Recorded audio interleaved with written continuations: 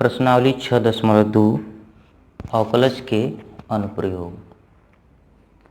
अब इसमें जो है निरंतर वर्धमान व निरंतर ह्रासमान पर आधारित प्रश्न आपको मिलेंगे। इस पूरे प्रश्नावली में निरंतर वर्धमान व निरंतर ह्रासमान पर आधारित प्रश्न होंगे।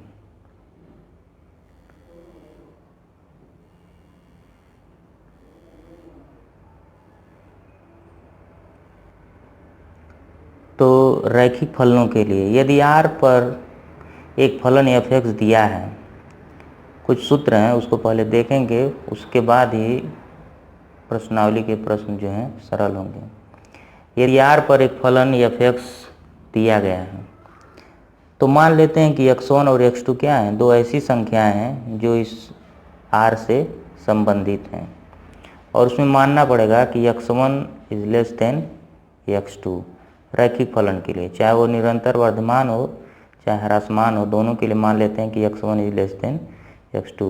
फिर अगर f(x1) is less than f(x2) अगर वर्धमान सिद्ध करने के लिए कहेगा तो वर्धमान होगा ही, और ह्रासमान कहेगा तो वो ह्रासमान होगा ही। तो ये सूत्र जो है f(x1) is greater than f(x2) लगा देंगे। चाहे तो आप अवकलन से भी इसे लगा सकते हैं, दिए गए फलन का एक बार अवकलन करें और अगर निरंतर वर्धमान होगा तो f'(x) इज ग्रेटर देन 0 अर्थात पॉजिटिव नंबर आएगा तो वो वर्धमान होगा, और यदि f'(x) इज लेस देन 0 तो फलन निरंतर ह्रासमान होगा।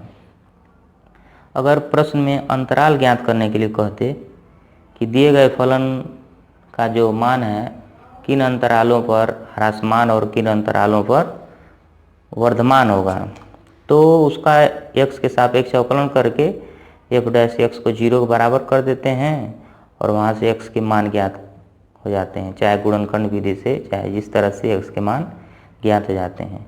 और उन ज्ञात मानों को संख्या रेखा पर -∞ और +∞ के बीच में रखते हैं।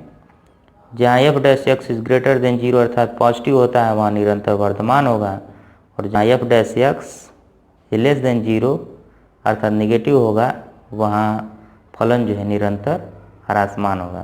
तो ये सभी सूत्र हैं और इन सूत्रों को जब याद हो जाएगा, याद कर लेंगे तभी सवाल लगेंगे। अब इन सूत्रों पर आधारित कुछ उदाहरण कर लेते हैं।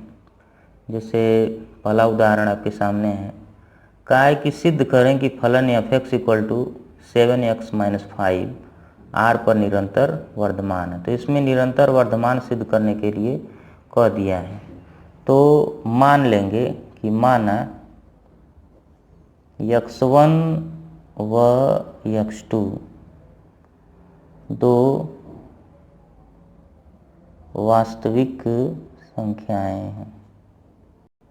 माना x1 व x2 क्या हैं, दो वास्तविक संख्याएं हैं। R क्या है, रियल नंबर है, रियल नंबर यानी कि वास्तविक संख्याओं का एक समुच्चय है। तो इसमें यदि x1 is less than x2, अब फलन है 7x - 5, तो हम क्या करेंगे, उस फलन के जैसा ही प्राप्त करेंगे। तो कैसे प्राप्त होगा, दोनों पक्षों में हम क्या करेंगे, असमीका की तरह से इसको सरल करेंगे। दोनों पक्षों में 7 से गुणा करने पर, दोनों पक्षों में 7 से गुणा करने पर, तो इसमें 7 का गुणा करेंगे, इसमें 7 का गुणा करेंगे तो 7x1 is less than 7x2। यहाँ -5 है तो अब दोनों पक्षों में क्या कर देंगे, दोनों पक्षों से 5 घटाने पर जो जो रहेगा फलन में वो सब करते जाएंगे। तो जाएगा 7x1 - 5 is less than 7x2 - 5। इस प्रकार से हमें मिल गया कि f(x1) is less than f(x2)। जब माइनस साइन आता है तो इक्वालिटी जो है रिवर्स कर जाता है, लेकिन वो यहाँ पर अभी लागू नहीं होगा। तो f(x1) is less than f(x2) आ गया, तो इससे यह सिद्ध हो गया कि फलन क्या है, निरंतर वर्धमान है, जैसा कि सूत्र में बताया जा चुका है। अतः फलन f(x) equal to 7x - 5 r पर निरंतर वर्धमान है इति सिद्धम। दूसरा तरीका भी इसमें लगा सकते हैं। जो फलन दिया है f(x) इक्वल टू 7x - 5, तो x के सापेक्ष अवकलन कर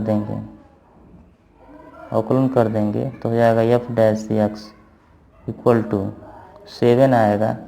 और हमें पता है कि 7 जो है पॉजिटिव है, जब पॉजिटिव नंबर आएगा तो वर्धमान, और जब निगेटिव नंबर आएगा तो ह्रासमान। तो हम कह सकते हैं कि f' इज ग्रेटर देन 0, अतः फलन r पर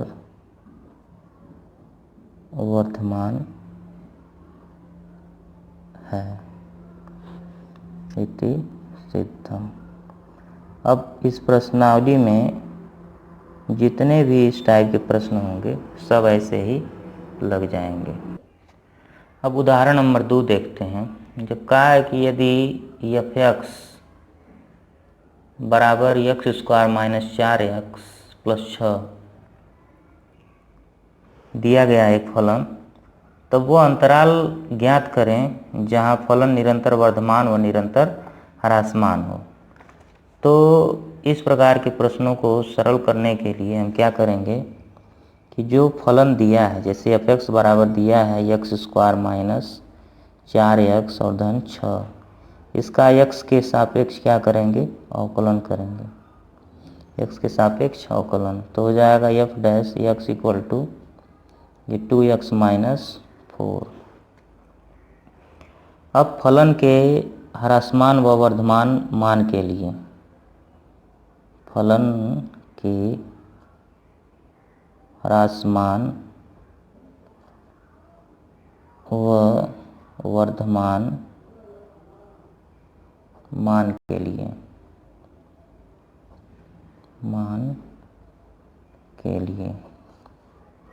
f' को हम 0 के बराबर कर देंगे, f' को 0 के बराबर कर देंगे।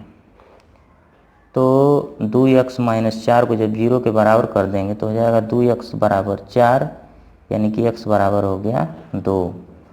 अब उसके बाद हम क्या करेंगे कि एक संख्या रेखा पर इन अंकों को रखते हैं। तो इन अंकों में केवल एक ही अंक है 2, तो 2 को हम माइनस अनंत और प्लस अनंत के बीच रखेंगे और एक कर्व बनाते हुए इसे ऊपर से आते हैं, तो ये नीचे की तरफ निगेटिव हो जाता है और ऊपर की तरफ पॉजिटिव होता है। तो यहाँ पर f' इज ग्रेटर देन 0 मिल जाएगा और यहाँ f' इज लेस देन 0। तो हम कह सकते हैं कि निरंतर ह्रासमान के लिए अंतराल बराबर हो जाएगा कितना, -∞ से 2 और निरंतर वर्धमान के लिए